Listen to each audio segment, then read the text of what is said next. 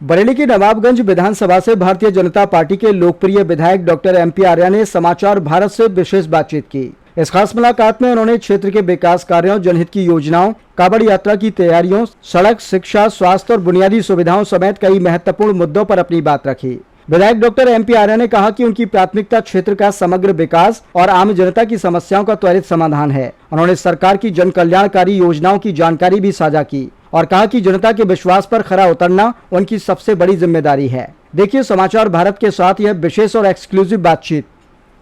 नवाबगंज विधानसभा से भारतीय जनता पार्टी के लोकप्रिय विधायक डॉक्टर MP आर्य जी।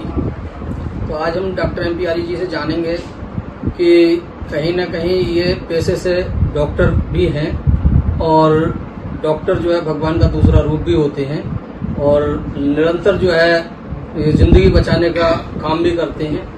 तो उनको लेकर इनसे लोग मिलते हैं, अपना इलाज कराने आते हैं, उसका ये निःशुल्क इलाज करते हैं। तो इन्होंने एक अपना डोरी लाल और बीरा देवी के नाम से एक ट्रस्ट है, उसके माध्यम से ये निरंतर जो है लोगों की जो है सेवा में सदैव तत्पर रहते हैं। डॉक्टर साहब, आपका समाचार भारत में बहुत धन्यवाद। आपकी शो नमस्कार।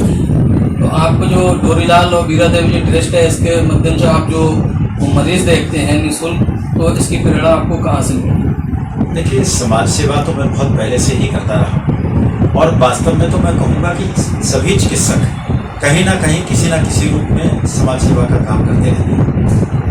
और श्री डोरीलाल और श्रीमती बीरा देवी, ये दोनों मेरे पिताजी और माताजी थे। उन्हीं के नाम पर मैंने ये ट्रस्ट बनाया है और समाज सेवा के जो भी काम के माध्यम से मैं कर सकता हूँ वो करने का प्रयास करता हूँ।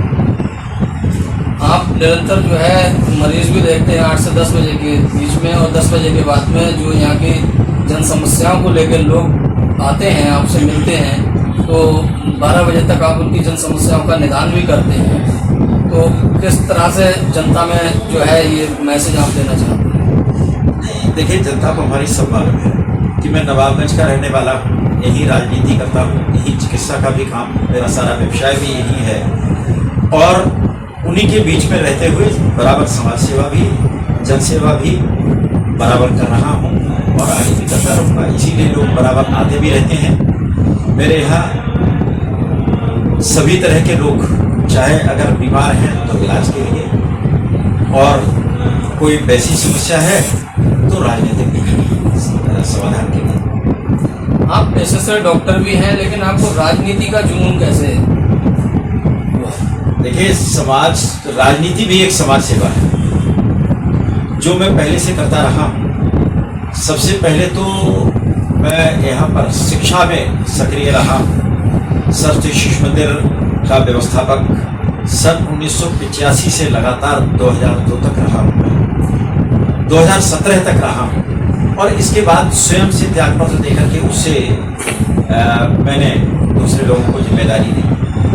सरस्वती विद्या मंदिर में पैसा देकर के मैंने उसको स्थापित कराने में मदद की। श्री कृष्ण इंटर कॉलेज में भी मैंने सहयोग करके उसको आगे बढ़ाने में सहयोग किया है और इसी तरह से लगातार समाज सेवा में व्यस्त रहा हूँ।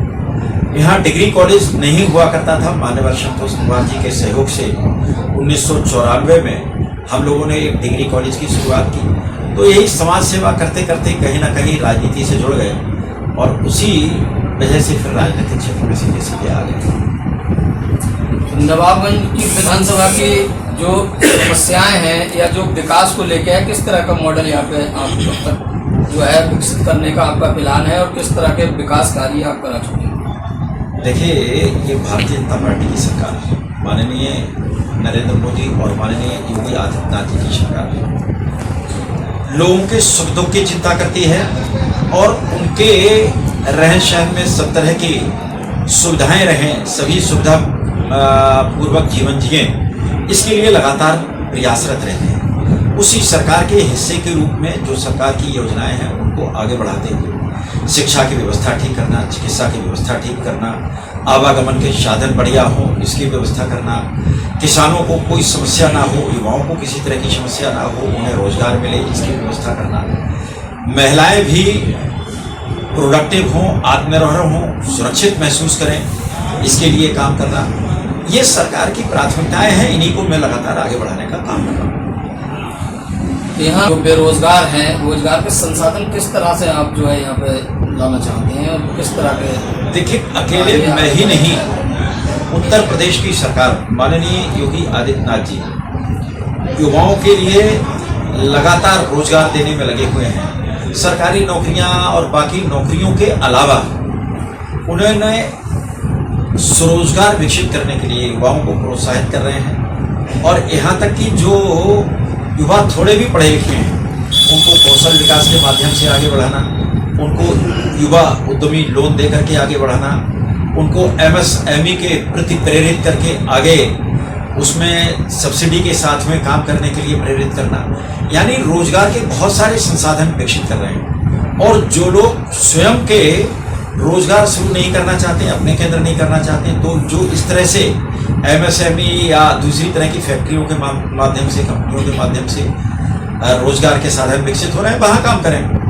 अपनी विधानसभा में सरदार वल्लभ भाई पटेल औद्योगिक और रोजगार क्षेत्र बनने जा रहा है। इससे बहुत सारे लोगों को रोजगार मिलेगा। कितने का लगभग ये प्रोजेक्ट होगा? अभी पूरी तौर से इसका जो ड्राफ्ट है वो सामने नहीं आया है, लेकिन 112 एकड़ भूमि में ये बनेगा। यहाँ बहुत सारे दफ्तर वगैरह भी बनेंगे औद्योगिक विभाग के, और आगे और भी बहुत सारी योजनाएं रहेंगी। तो पूरा ड्राफ्ट आने के बाद भी उसकी जानकारी मिल सकेगी।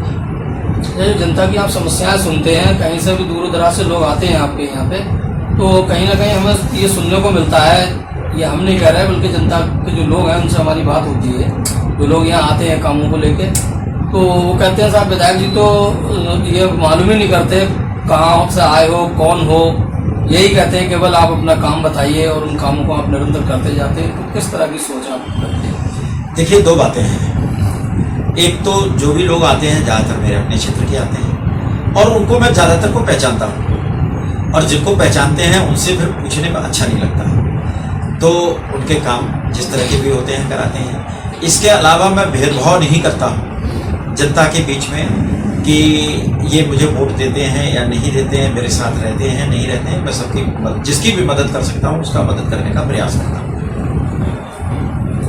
अपने नवाबगंज क्षेत्र की जनता के लिए क्या संदेश देना चाहेंगे?